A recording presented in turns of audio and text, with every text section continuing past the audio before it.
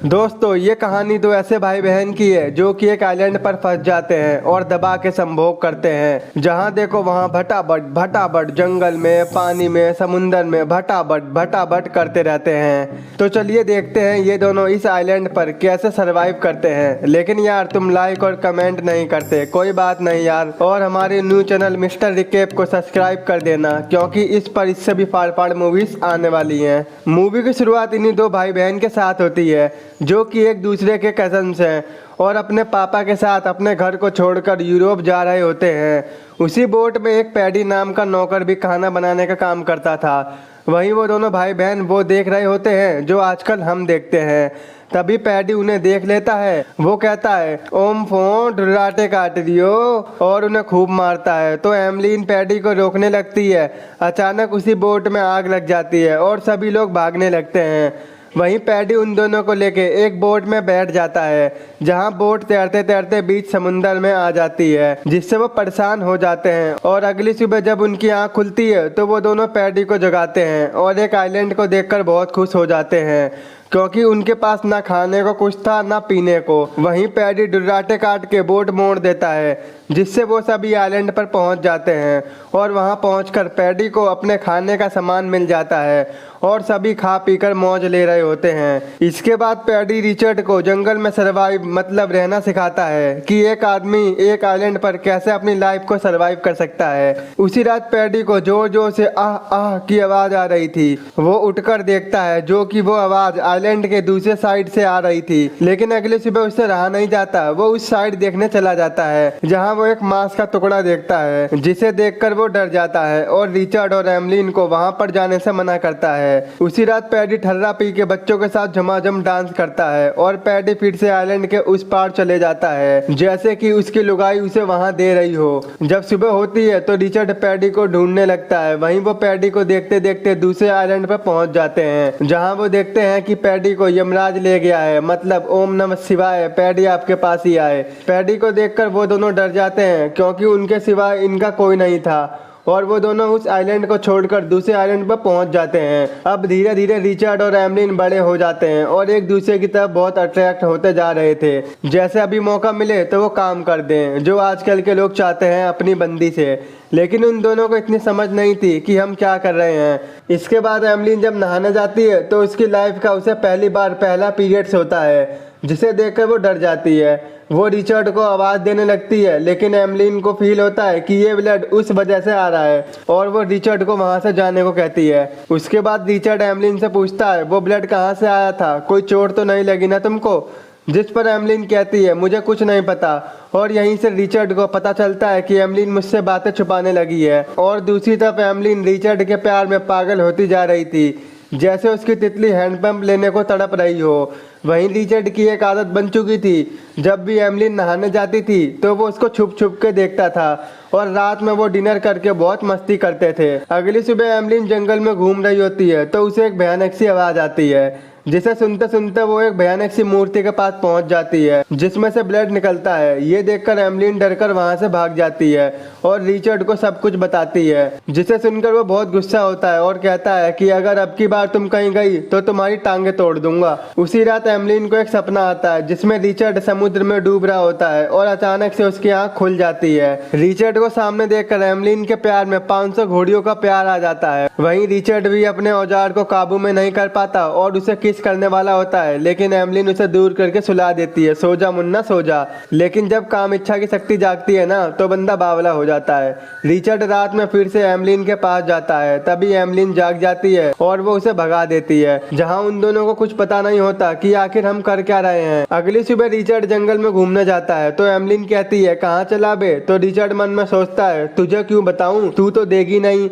लेकिन एमलीन भी रिचर्ड के पीछे पीछे समुद्र के किनारे पहुंच जाती है, जहाँ वो हैंडपंप नचा रहा था। उसे देखकर एमलीन कहती है ये क्या कर रहे हो? तो रिचर्ड कहता है निकल यहाँ से, रैप्टे ही दूंगा खींच के। और वो अपना मुंह लटका के चली जाती है। एक दिन रिचर्ड समुद्र में एक शिप को आते हुए देखता है, जिसे देखकर वो घर पर भागते हुए आता है। दरअसल रिचर्ड ने संकेत देने के लिए लकड़ियों का ढेर जमा कर रखा होता है, जैसे ही उन्हें कोई इंसान दिखे वो लकड़ियों के ढेर को जला के उन्हें बुला सके। तो रिचर्ड एमलीन से कहता है तुमने भी बोट को देखा था तो तुमने लकड़ियां क्यों नहीं जलाई, जिससे रिचर्ड गुस्सा हो जाता है। दोस्तों एमलीन यहाँ पर घुल मिल चुकी थी। उसका यहाँ से जाने का बिल्कुल मन नहीं था, इसलिए उसने ऐसा किया। लेकिन रिचर्ड को वहाँ नहीं रहना था और वो एक बोट बना के वहाँ से जाने लगता है। वहीं एमलीन भी सोचती है जा बेटा जा, कोई नहीं। लेकिन तभी रिचर्ड की नाव टूटकर समुद्र में डूबने लगती है, जिसे देखकर एमलीन काफी खुश होती है और हंसने लगती है। और जब रिचर्ड वापस आता है तो वो उसका मजाक बनाकर हंसने लगती है। वो कहती है मुझे पता है बेटा तुम समुद्र के किनारे क्या करते हो। तो रिचर्ड कहता है तेरी आह भी निकलवा दूंगा, तेरी चीखें भी निकलवा दूंगा, तुम ये गलत काम करती हो मुझे देखकर। तो एमलीन कहती है तुम भी तो मुझे नहाते हुए देखते हो, मुझे सब पता है बेटा। वहीं एमलीन रिचर्ड के सर पर नारियल फेंक के मार देती है, जिससे वो बेहोश हो जाता है। और जब वो उसे देखती है तो रिचर्ड उसे एक चांटा मारता है, चल झोपड़ी की। वहीं रिचर्ड एमलीन के सारे कपड़े फेंक देता है। वो कहता है ये मेरा घर है, तू निकल यहाँ से। जिसकी वजह से एमलीन को एक गुफा में रहना पड़ता है। अगले दिन एमलीन उसी भयानक सी मूर्ति को फूल चढ़ाने जाती है, क्योंकि वो उसे अपना गॉड मानती थी। और घर आते टाइम उसका पैर एक जहरीली मछली पर पड़ जाता है, जिससे वो काफी ज्यादा बीमार हो जाती है। जब रिचर्ड को एमलीन नहीं दिखती है तो वो उसके पास जाता है। वो एमलीन से पूछता है क्या हुआ। तो एमलीन कहती है कल घर आते टाइम मेरा पैर एक जहरीली मछली पर पड़ गया था, जिससे मुझे फीवर हो गया है। एमलीन को इस हाल में देखकर रिचर्ड को बहुत बुरा लगता है। वहीं एमलीन रिचर्ड से कहती है तुम मुझे उसी भयानक मूर्ति के पास ले चलो, वो मुझे ठीक कर देगी। उसकी बात मानकर रिचर्ड एमलीन को वहीं ले जाता है। थोड़ी देर वहीं आराम करने से एमलीन ठीक हो जाती है, जिससे रिचर्ड बहुत खुश होता है। वो दोनों एक दूसरे को कभी नहीं खोना चाहते थे। एक दिन हम जंगल में रिचर्ड और एमलीन के फ्रूट खाते हुए देखते हैं, जहां रिचर्ड एमलीन को उस नज़र से देखता है जो उसे चाहिए था। इसके बाद तो वो अपने आप से कंट्रोल खो देता है और एमलीन भी इस बार फुल साथ देती है और दोनों दबा के संभोग करते हैं और करते ही रहते हैं, क्योंकि उससे पहले केला जो खा लिया था। एक दिन रिचर्ड और एमलीन रात में आपस में बात कर रहे होते हैं, तो रिचर्ड बोलता है क्या बात है, तुम मुझसे क्या छिपा रही हो। तो एमलीन कहती है कुछ नहीं। तो रिचर्ड कहता है बेटा मैं देख रहा हूँ तू मुझसे बातें छुपाने लगी है। तो एमलीन कहती है यार मेरे पेट में बहुत दर्द और हलचल सी हो रही है। लेकिन रिचर्ड को भी इस बारे में कुछ पता नहीं होता। मैं बताता हूँ बेटा, दबा के केले खाओ, जोर से टपकाओ और 9 महीने की सजा पाओ। कुछ महीने बाद हम देखते हैं कि एमलीन का पेट और भी ज्यादा बढ़ गया है। वहीं रिचर्ड जंगल में घूमने जाता है तो उसे वहाँ अपने जैसे आदिवासी दिखाई देते हैं, जो एक इंसान की बलि चढ़ा रहे होते हैं। और वो डरकर वहां से भागकर जब घर आता है तो वो एमलीन को एक बेबी के साथ देखता है। दरअसल एमलीन अब माँ बन गई थी। वहीं उसका बच्चा बहुत रोता है, तो उन्हें लगता है कि इसको भूख लगी है और वो दोनों उसे फल खिलाने लगते हैं। लेकिन भला वो बच्चा फल कैसे खाए, उसे तो मम्मी का मिल्क चाहिए। तभी एमलीन उसको गोद में ले लेती है और वो बच्चा एमलीन का मिल्क पीने लगता है। वहीं रिचर्ड एमलीन को आइलैंड के दूसरी तरफ जाने से सख्त मना करता है और अब ये दोनों अपनी लाइफ में काफी खुश थे। एक दिन रिचर्ड के पापा शिप लेके वहीं से जा रहे होते हैं और अपनी दूरबीन से वो रिचर्ड को देखता है, जिसे लगता है कि ये कोई आदिवासी है, और वो अपनी बोट को मोड़कर चले जाते हैं। वहीं रिचर्ड और एमलीन ने भी उस बोट को देखा था, लेकिन अब उसका मन वापस जाने से बदल चुका था। इसके बाद रिचर्ड और एमलीन पुराने आइलैंड पर जाते हैं, जहां वो स्टार्टिंग में आए थे, और अपनी पुरानी यादों को याद करते हैं। वहीं उन दोनों का बेबी अब बड़ा हो चुका था। वो एक जहरीली बेर को तोड़कर बोट में डाल देता है और वहां से घर जाते टाइम रिचर्ड का बच्चा नाव की पतवार को नीचे समुद्र में गिरा देता है।